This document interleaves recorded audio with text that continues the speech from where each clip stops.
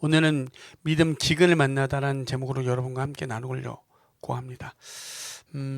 우리는 지난 시간에 기억하시죠? 그죠? 아브라함이 세겜 땅에 도착해서 어떻게 했죠? 제단을 쌓고 예배를 했습니다. 그죠? 여러분, 이 땅에 지나가는 모든 땅들, 이 땅에 거하는 모든 땅들이 하나님께서 명하신 땅이 아니라 결국에는 이 땅에서의 땅들은 결국 지나가고 하나님께서 명하신 그 땅으로 우리는 가야 된다라고 우리는 지난 시간에 나눴습니다. 그죠? 그래서 창세기 23장에 보면 아브라함을 통해서 헷 족속이 그들을 바라보고 이야기할 때 헷 족속이 아브라함에게 뭐라고 이야기했냐면 당신은 하나님의 제사장이라고 이야기합니다. 그죠? 왜? 본인은 뭐라고 소개했죠? 자기를 나그네, 떠돌이라고 이야기했는데 결국에 그들을 바라보고 그들은 아브라함을 통해서 하나님을 보게 되는 사건이 있었죠.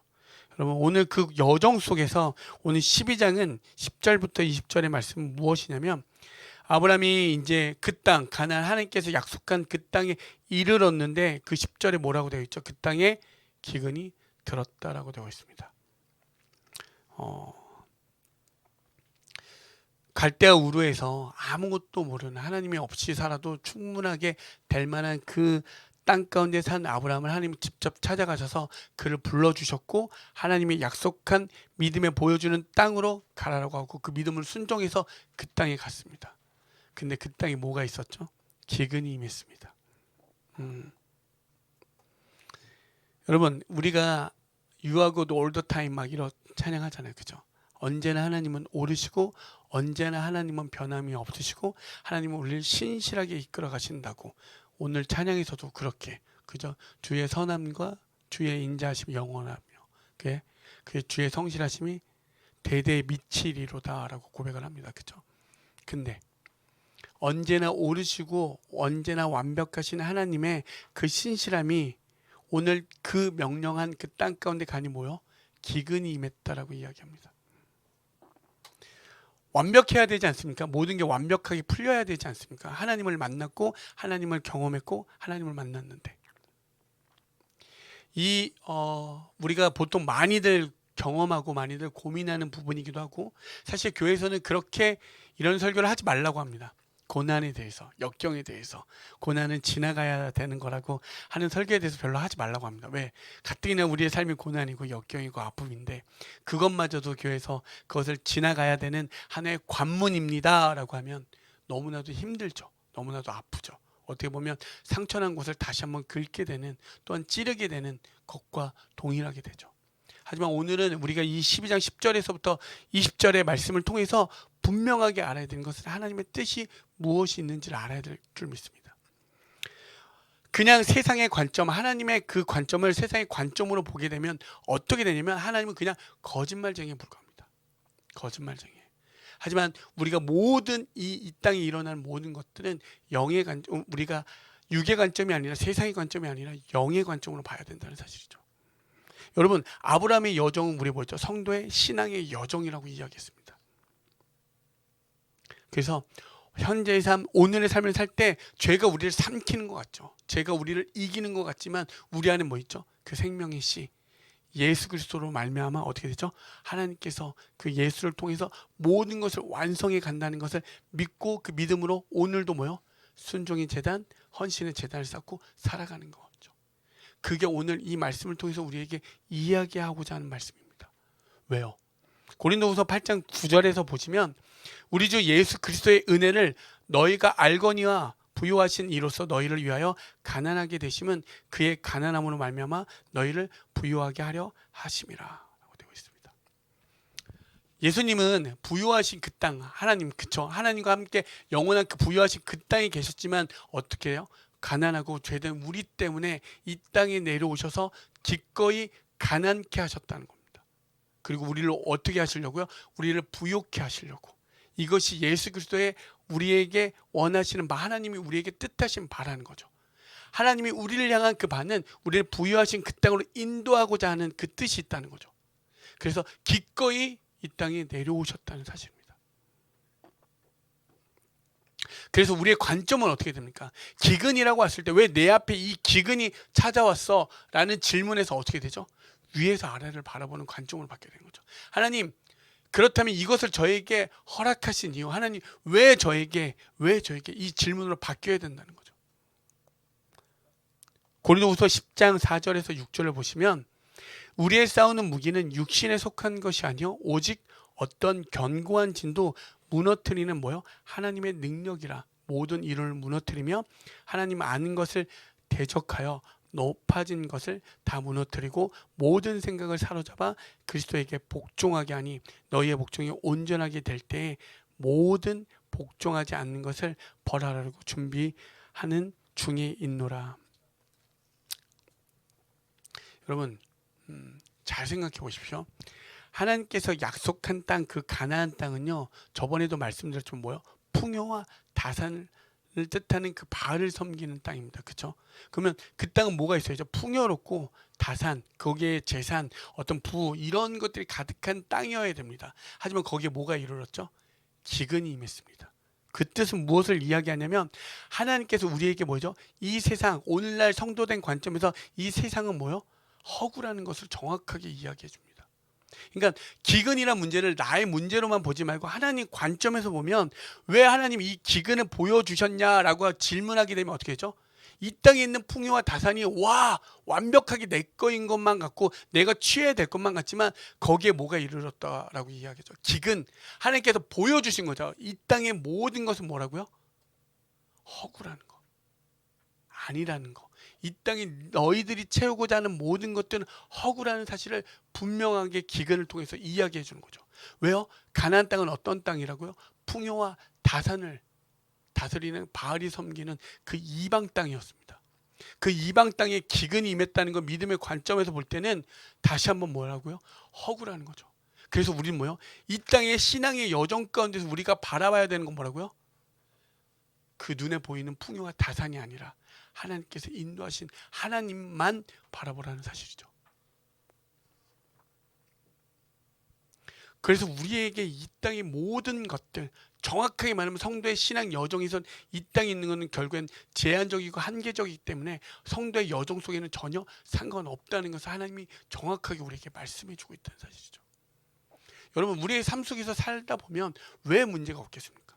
어떤 10대에 갖고 있는 문제, 20대가 갖고 있는 문제, 30대 그 세대별마다 갖고 있는 문제들이 있고 각자만의 말할 수 없는, 남은 어떻게 여길지 모르지만 자기에게는 너무나도 큰 문제, 자기는 어떻게 할 수 없는, 어쩔 수 없는 너무나도 버거운 문제들이 다 봉착해 있습니다.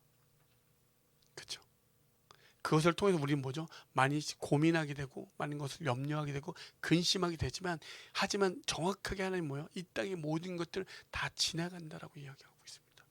그 너희들이 바라봐야 될 건 오직 뭐라고요? 하나님이라고 이야기하고 있습니다. 왜요? 정확하게 기근은 왜 나한테 이 기근이 찾아왔냐라는 그 질문보다 하나님께서 그 기근을 통해서 이 땅의 모든 것들의 허구임을 정확하게 우리에게 알게 해 주시려고 해 주셨다는 사실입니다. 그것이 먼저 깨달아진 다음에 그 다음에 왜, 그럼에도 불구하고 왜 기근이 우리에게 찾아왔는지, 왜 기근은 꼭 우리가 지나가야지만 하는지 그것을 알기를 원합니다. 여러분, 그러니까 질문에 대한 것들에 대해서 정확하게 우리가 하나하나씩 알고 가야 된다는 거죠. 당장 여러분 어떤 문제가 생겨보십시오. 이 문제를 빨리 해결해 주십시오. 어쩔 때는 그 문제가 빨리 해결돼서 좋을 때도 있지만 어떨 때는 빨리 해결됨으로 인해서 어떤 문제가 생기죠? 어려움이 또한 봉착, 또 다른 문제가 찾아올 때도 있습니다. 그래서 어떤 문제에 대한 정확한 원인과 근거, 왜 이렇게 됐는지에 대한 하나님의 물음과 질문들이 여러분들 가운데 있을 때 그것은 완전히 바뀐다는 거죠. 시선이 완전히 바뀔 수밖에 없다는 거죠. 어떤 사람은 그래서 어떤 문제가 있어도 그것을 하나님의 관점으로 볼 때 기쁨이 되기도 하고, 어떤 사람은 그것을 충분히 감사로 받기도 하죠. 여러분, 그래서 그 다음에 뭐죠? 그럼에도 불구하고 성도의 신앙의 여정에는 기근이 찾아옵니다. 아브라함은 심지어 뭐요? 그 땅, 이방 땅, 계속적으로 남방으로 쫓겨나는 삶, 하나님 아무도 인정해 주지 않는 그 삶 가운데서, 그쵸? 계속 이방인의 삶을 살 수밖에 없는 나 홀로 버려진 그 땅 가운데서 계속 제단을 쌓습니다. 근데 제단을 쌓음에도 불구하고 뭐가 찾아왔죠? 기근이 찾아왔습니다. 그럼 그 기근은 무엇을 뜻할까요? 도대체 왜 아브라함에겐 그 기근이, 그리고 오늘날 성도된 우리는 왜 그 기근을 마주해야 되는 걸까요? 아니면 왜 통과해야 되고, 그걸 우리는 흔히 말해서 고난, 역경들은 어떤 시험이고 관문이라고 하는데 왜 그렇게 이야기를 할까요? 여러분 생각해 보십시오. 세상의 방식과 하나님의 방식이 완전히 다릅니다. 그렇죠? 세상의 방식은 우리가 흔히 말한 옛사람은 뭐죠? 우리가 창세기 원 역사에서 발견했듯이 자기를 위해서 남을 희생하는 게 옛사람이라고 이야기합니다. 성경은 자기를 위해서, 자기를 높이기 위해서 남을 희생하는 게 옛사람이라고 이야기합니다. 성도는요, 자기를 희생해서 남을 높이는 걸 성도라고 이야기합니다. 그 방식이 완전히 다르죠. 근데 우리의 삶 가운데 하나님이 찾아와 주셔서 내가 은혜 받은 자라고 깨달아져서 성도가 되어졌기 때문에 이제 우리는 어떻게 살겠다라고 하는 거죠? 하나님의 방식, 하나님의 사람, 은혜 입은 자, 거룩한 성도로 살겠다라고 고민하면서 가고 있는 거죠. 그렇다면 거기에서 오는 격차에서, 간극에서, 그 틈에서 생겨날 수밖에 없는 게 뭐죠? 기근은 찾아올 수밖에 없습니다. 왜? 세상 방식과 다르기 때문에. 흔히 세상에서는 유두리 있게 하라, 융통성 있게 해라, 적당히 해라, 그럴싸하게 해라, 그래 어느 정도는 그래 너도 이렇게 해라 라는 어떤 충분히 이해될 만한 말들이 너무나도 많습니다. 하지만 성경은 단호하게 우리한테 뭐라고 이야기하죠? 하나님의 말씀대로 서 있으라고 이야기합니다.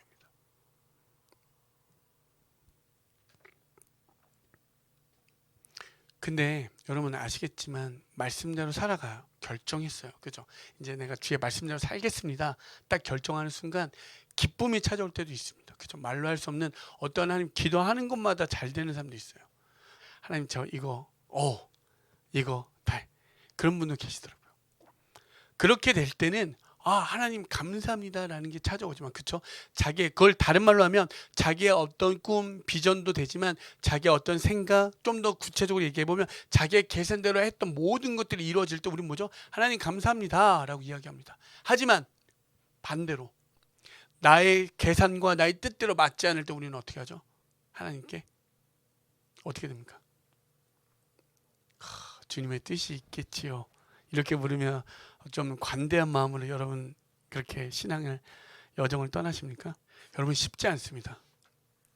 그쵸? 왜 이 질문이 계속되죠. 근데 분명한 사실은 기근을 통해서, 기근이 있어야지만 그 사람의 믿음의 질, 성도의 질, 이것이 분명히 나타납니다. 정말 아이러니하지만 이 기근을 통해야지만 이 사람이 진짜 하나님을 믿고 있는지 안 믿고 있는지가 분명히 드러난다는 사실이죠. 여기에 이렇게 계신 분들 보십시오. 한 분 한 분 보시면 다 하나님을 믿기 때문에 이 자리에 나왔죠. 하지만 진짜 정작 어떠한 문제, 내가 생각하는 내가 소중히 여기는, 내가 정말 이것만큼은 뺏기고 싶지 않는 어떠한 것이 건드려졌을 때, 다시 말해 내 계산과 맞지 아니할 때 하나님의 생각에, 여러분의 생각이 어떠한지, 부합하는지 불일치하는지, 그때 기근을 통해서 나타난다는 사실입니다.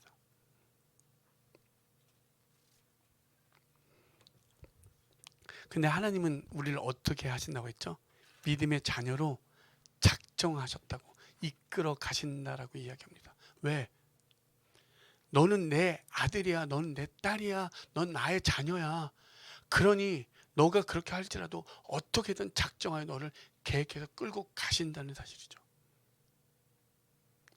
그래서 너가 정말 나 하나만으로, 하나님 한 분만으로, 네 아비 되는 나 하나만으로 진짜 기쁘게 할 수 있도록, 때로는 너가 소중히 여기는, 네가 존귀하게 여기는 그것마저도 기근으로 마르게 할 수 있다는 거죠.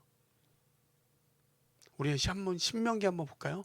신명기 8장 1절부터 3절을 보시면 이런 말씀이 있습니다. 내가 오늘 명하는 모든 명령을 너희는 지켜 행하라. 그리하면 너희가 살고 번성하고 여호와께서 너희의 조상들에게 맹세하는 땅에 들어가서 그것을 차지하리라. 궁극적으로 하나님은 이루신다는 거죠. 궁극적으로. 근데 2절에 이렇게 하죠. 내 하나님 여호와께서 이 40년 동안에 내게 광야길을 걷게 하신 것을 기억하라. 이는 너를 뭐라고요?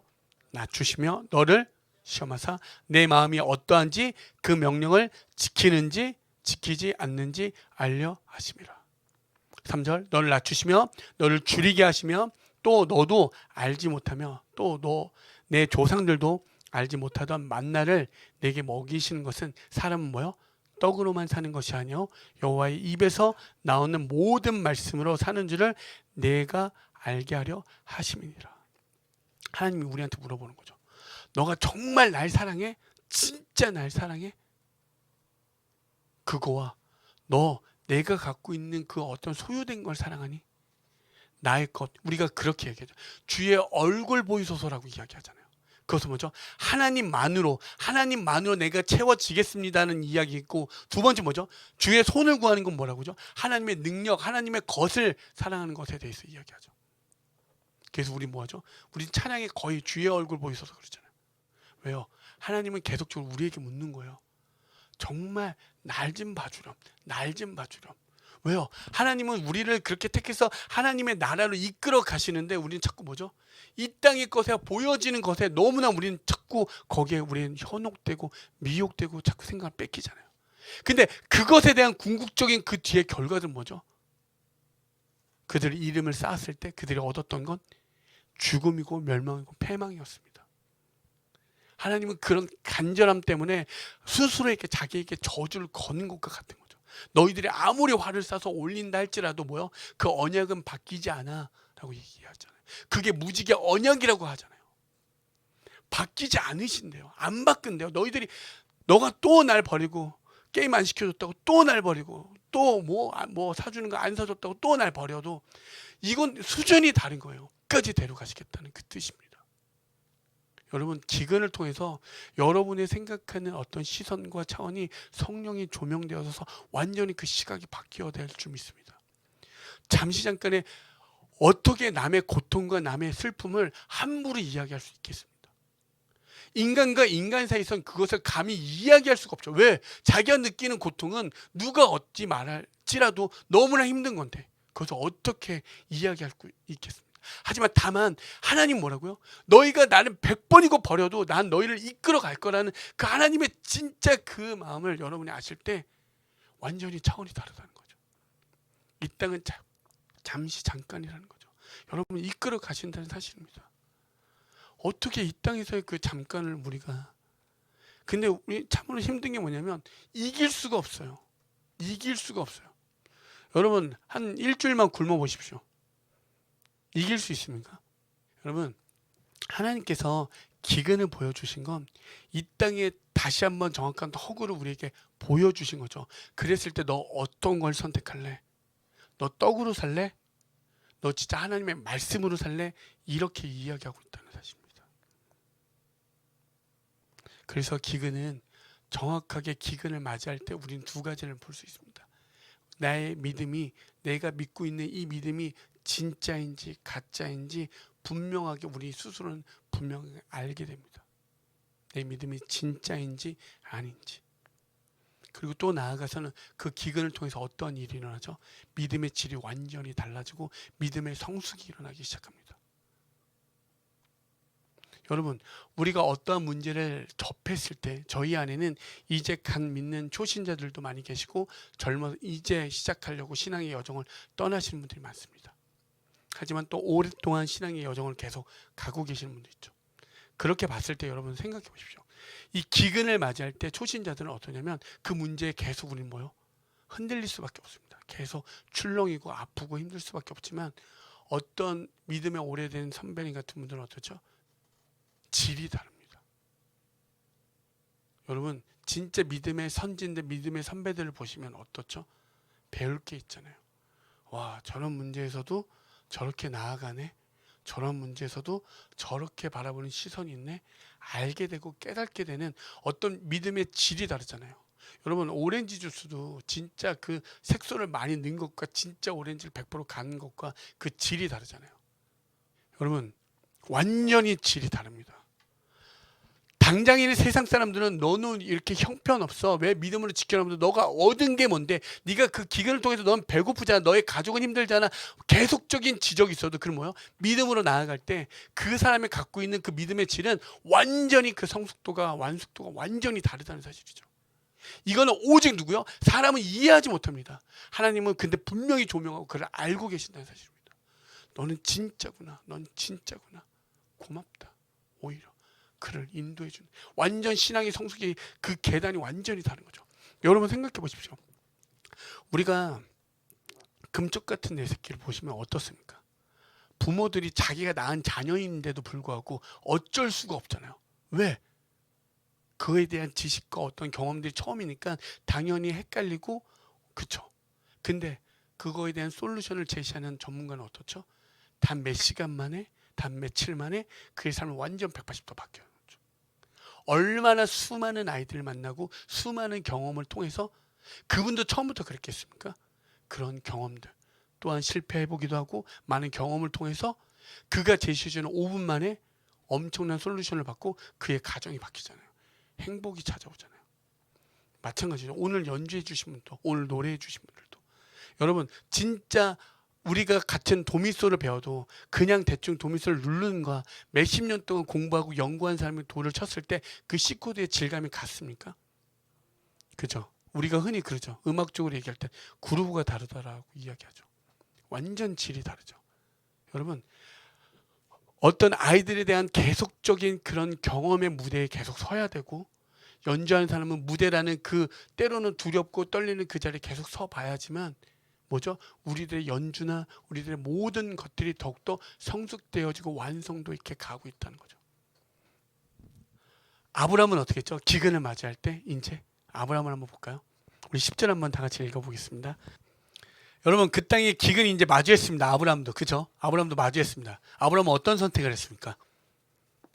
가나안 땅에, 하나님의 약속한 땅에 기근, 결국 뭐죠? 가나안, 히브리 사람들에게 기근은 뭐냐면 하나님의 저주예요. 그 기근이 임하니까 어디로 갔죠? 애굽으로 뭐 한다고요? 거류했다. 거기서 살겠다라는 뜻입니다. 글로 내려갔다는 그 의미는 결국 신앙의 태보를 이야기 시작합니다. 하지만 여러분 좀만 더 생각해 보십시오. 내 가족이 먹을 게 없고 죽을 것 같아요. 아무것도 없어요. 그러면 그 상황에서 그가 판단할 수 있는 것들이 있지 않겠습니까? 여러분들의 삶 속에서 그런 게 있지 않나요? 하나님을 찬양하겠다 고백하고 내가 그렇게 꿈을 꾸고 비전을 세웠지만, 여러분 나이가 1살, 2살 학교를 졸업해 보시고 그 다음을 가시면 무엇이 생각이 됩니까? 이 땅에서 당연히 살아가야 되는 어떤 순리, 그런 것들이 있잖아요. 합리적인 생각들이 있잖아요. 논리적인 생각, 그리고 많은 사람들이 경험되어지는 보편적인 이야기들이 있잖아요. 그렇죠? 그것을 따르는 것과 같습니다. 좀 더 정확하게 말하면 이 사람은 신앙을 안 지키는 믿음의 태보자입니다. 이렇게 단순하게 얘기할 것이 아니라 뭐요? 기근이 임했기 때문에 아브라함은 뭐요? 그 가족을 데리고 애굽으로 내려갔습니다. 거기 살려고.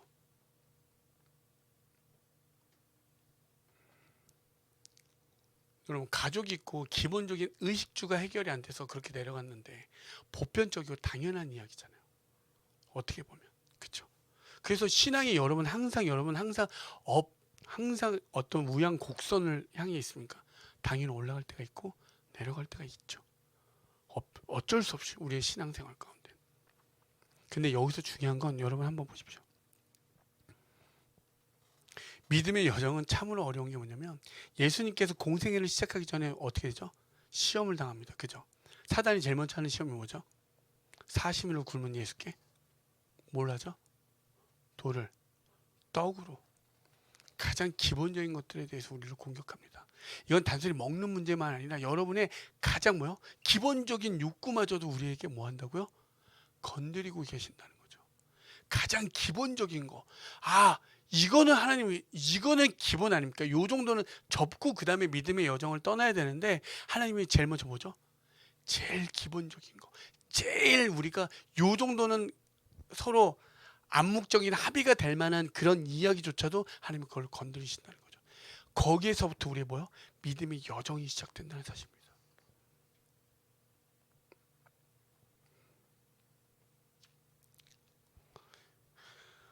진짜 참으로 이게 너무나 힘들고 어려운 이야기지만 아브라함의 선택은 합리적이었습니다. 논리적이었고요. 틀리지 않았고요. 충분히 이 상황을 넘길 수 있는 임기응변의 어떤 딱 문제 해결할 수 있는 방법이 애굽이다라고 생각하고 그는 갔습니다. 그죠? 근데 참으로 세상 가운데는 그것들이 맞다라고 할 수 있지만 그렇게 인간의 논리로 가는 어떤 모든 방식들은 신앙의 방식과 점점 정반대 방향으로 결과를 낳게 됩니다. 그 뒤에 한번 우리 말씀을 한번 볼까요? 애굽 땅에 그 당시에 풍습이 무엇이 있었냐면 아름다운 여인이 있으면 그것을 싸워서 뺏는 게 있었습니다. 근데 그게 뭐냐면 도덕과 윤리로 전혀 문제가 없었어요. 그리고 혹은 아름다운 여인이 있으면 더 많은 지참금을 줘서 그 여인을 데려오는 게 그냥 그 당시에 풍습이었습니다. 그러니까 전혀 엄밀히 말하면 애국 왕이었던 바로는 문제가 있었다 없었다? 전혀 문제가 없었습니다. 근데 아브라함 내려갈 때 그걸 알았어요, 몰랐어요? 알았다는 거죠. 그리고 뭐라고 하죠? 나의 아내 사레에게 누이라고 해라. 엄밀히 말하면 이복 누나예요, 아니에요? 맞습니다. 이복 누나. 그러니까 아브라함도 교묘하게 거짓말한 건 하나도 없습니다. 그리고 계속 꾀를 생각해내죠. 흔히 말해서 우린 좋게 말하면 지혜이지만 그 다음에 꼼수와 어떤 이런 생각들이 그에게 짜는 모습이 이 11절부터 13절까지 나옵니다. 그죠? 그렇게 하면 널 누이라고 하면 나는 어떻게 한다고? 산다라고 이야기하죠. 13절에 그대는 나의 누이라 하여 그러면 내가 그대로 말미암아 안전하고 라고 되어 있습니다. 여기서 안전하다는 그 말은 히브리어 말로 뭐예요? 잘 된다는 말의 의미를 갖고 있습니다. 안전하다는 게 내가 목숨만 건지는 게 아니라 그로 인해서 내가 잘 된다는 이야기를 하고 있습니다. 아까도 말씀드렸죠. 옛사람 뭐라고요? 나를 위해서 누군가 희생하는 것 옛사람. 결국엔 아브라함은 신앙의 여정에서 믿음의 여정에서 다시 회개하는 그쵸? 홍수 다 쓸어버렸지만 노아 또한 다시 옛사람으로 돌아가는 모습. 그 회개하는 거. 그래서 우리 뭐라고죠? 결코 돌아서지 말라라고 계속적으로 이야기하잖아요. 우리는 한번 시작된 이 여정은 결코 빽하는 게 없습니다. 그냥 계속 앞으로 전진이죠. 믿음의 여정은 그렇습니다. 돌진 앞으로. 무조건 돌진 앞으로. 빽이 없습니다. 성도는 뭐라고요? 자기 희생을 통해서 그 이웃이 득을 보는 것을 이야기합니다. 그러면 아브라함에게 제일 가까운 이웃은 누구입니까? 사레였죠. 근데 그를 위해서 그는 잘 되었다라고 이야기합니다. 사실 아내를 팔아서 부자가 되는 결정적 계기가 이겁니다. 아브라함이 부자가 된 결정적 사건은. 근데 여러분 아까도 말했던 그 기근에 대한 이 역설적인 이야기를 한 가지만 하겠습니다. 여러분 진짜 지금 신앙생활하면서 혹시 힘드십니까? 정말 신앙생활을 하면서 믿음의 생활을 하면서 여러분 진짜 말로 할 수 없는 어려움이 계십니까? 하나님의 관점에서 볼 때는 진짜 그것은 잘 되고 있다는 사실입니다. 너무나도 불편한 이야기인 건 맞지만 너무나 힘든 이야기인 건 너무나도 맞지만 세상적인 말에서는 위로와 어떤 서로의 격려가 필요하지만 하나님의 관점에서는 진짜 여러분의 그런 기근 속에서 어려움을 당하고 있다면 어쩌면 여러분들 지금 잘 가고 있다는 사실입니다. 분명하게 잘 가고 있다는 사실입니다. 여러분 풍요롭고 모든 것이 완벽하게 채워 있다고 생각해 보십시오. 세상의 것으로 진짜 머리부터 발끝까지 채워져 있다고 생각해 보십시오. 여러분 안에 정말 하나님이 들어올 수 있는 틈이 있을 거라 생각합니까? 정말로? 머리부터 발끝까지 세상에 있는 풍요가 가득 넘쳐서 있다고 하면 하나님 내가 감사합니다 라는 고백으로 갈까요? 하나님이 들어올 틈이 없습니다. 그래서 하나님께서 너의 약함을 너가 은혜 족하다라고 이야기하는 건 하나님이 너를 끌고 갈 수 있는 견인할 수 있는 그 장치가 되기 때문에 그렇게 이야기하고 있는 거죠.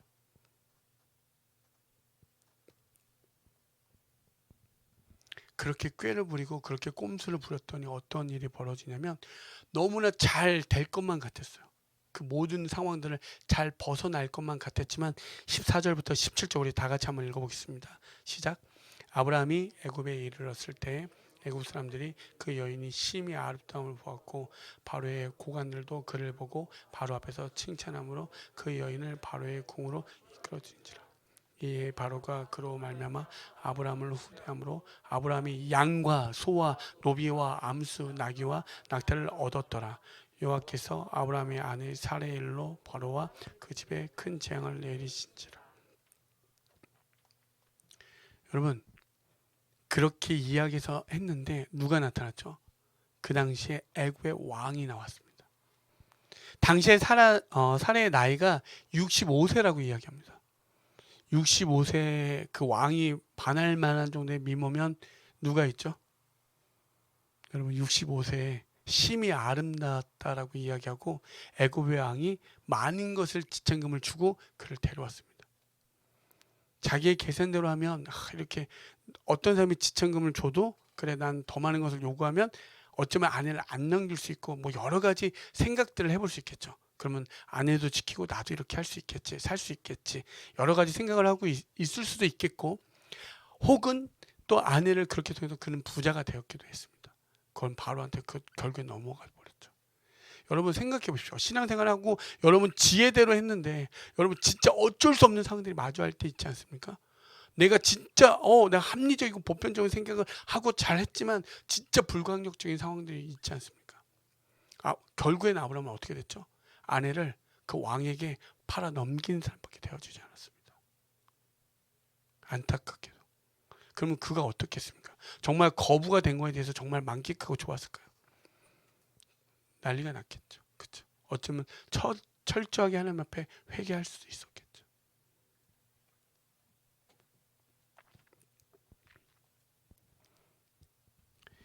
여러분 근데 여기서 한 가지 먼저 그냥 이 글에 대한 관점에서 볼까? 믿음의 관점에서 볼 때 당시에 바로 누구라고? 애굽의 왕이었습니다. 그리고 그는 아무런 잘못을 하지 않았습니다.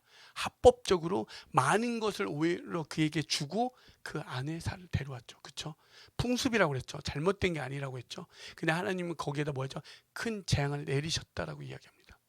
그것은 무엇을 뜻하는 거죠? 믿음의 관점에서 보면 아브라함은 내려갈 때 죽을 줄 알았어요. 죽을 것만 같았어요. 나 이러다 죽겠구나. 그죠? 그래서 아내를 누이라고 소개하고 이런 여러 가지 장치들을 계속 걸었지만 결국에 뭐죠? 그 아내가 그 바로의 왕에게 바로에게 넘어가게 됐죠. 근데 하나님은 거짓말한 아브라함을 혼냈습니까? 아니면 누굴 혼냈죠? 바로를 혼냈습니다. 큰 재앙이 바로의 짐에 임했다라고 이야기합니다. 그 뜻은 믿음의 관점에서 뭐죠? 이 땅에 너희들이 가장 크다라고 여기는, 이 땅에서 너희들이 너무너무 어떤 버겹다 하는, 혹은 이 땅에서 너희들이 완벽하다는, 절대 무너지지 않는 그 모든 벽들은 뭐요? 하나님께서 철저하게 부실 수 있다는 것을 우리에게 정확하게 보여주고 있다는 사실입니다. 여러분 그냥 이 글을 이렇게만 보지 마시고 하나님의 관점에서 뭐죠? 아까도 말씀드렸지만 바로는 아무런 잘못을 한 게 없습니다. 세상 방식으로 이룰 수 있는 모든 것을 이룬 왕이었습니다. 근데 그 왕보다 뛰어난 왕이 있다는 걸 아브라함은 보게 되는 사실이죠. 와, 하나님이 이루시네. 나 죽을 것만 같았는데 결국은 뭐죠? 하나님이 하나님 되심으로 그가 더 뭐요? 순종할 수밖에 없는 상황들을 보여주신 거죠. 이게 믿음의 관점에서 이것을 보여야 됩니다. 여러분이 생각하는 저것은 절대 바뀌지 않는 그 무엇, 세상의 최고라 여겨지는 그것이 결국 뭐예요? 하나님 앞에 철저하게 무너진다는 걸 오늘 이 말씀을 통해서 여러분 깨달으시길 소망합니다. 하나님은요, 이 땅의 모든 것과 비교할 수 없는 그것을 여러분들이 기억하시기 바랍니다. 그리고 더 나아가서는 성도는 무엇을 봐야 되죠? 이 말씀을 통해서 두 가지가 있습니다.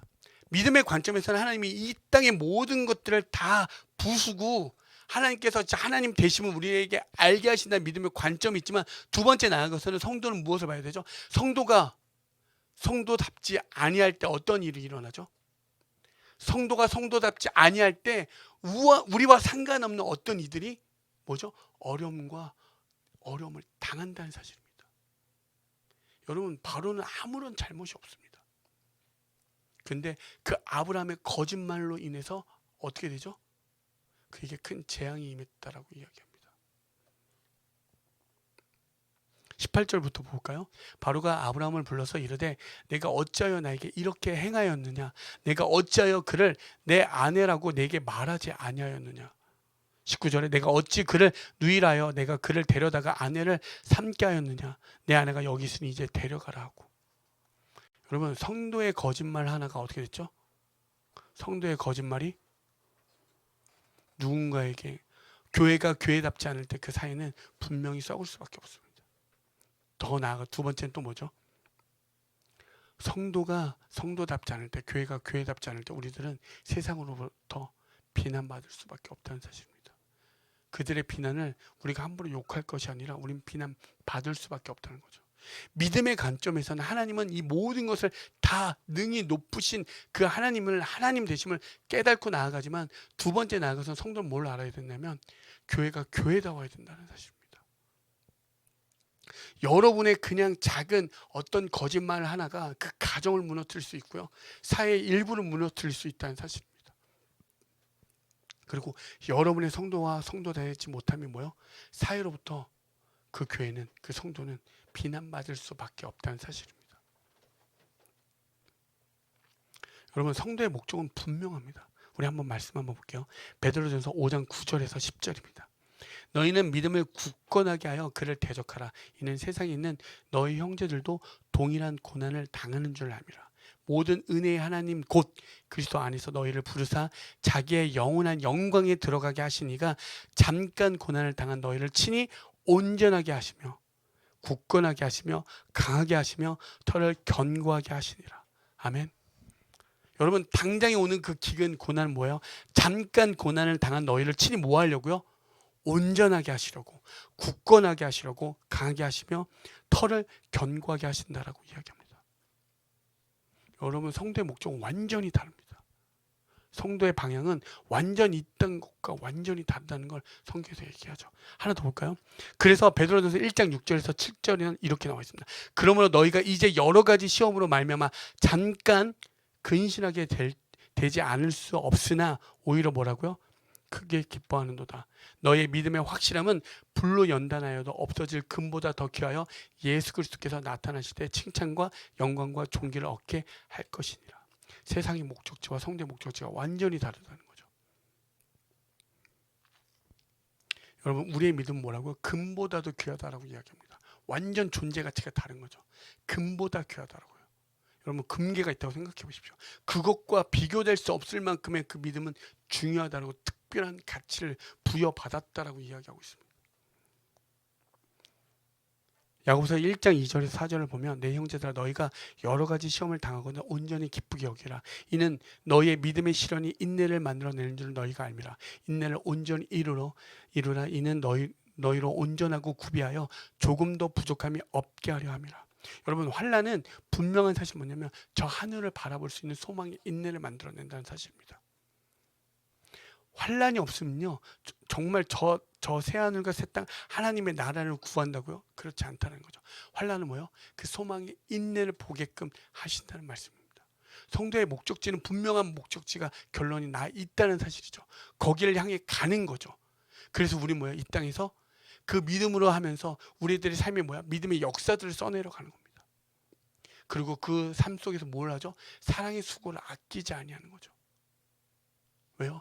저 소망, 하나님의 그 소망에 인내하면서 잠깐의 고난이 있지만 장차 우리 뭐요? 하나님께서 이루실 그 땅으로 인도되어지기 때문에.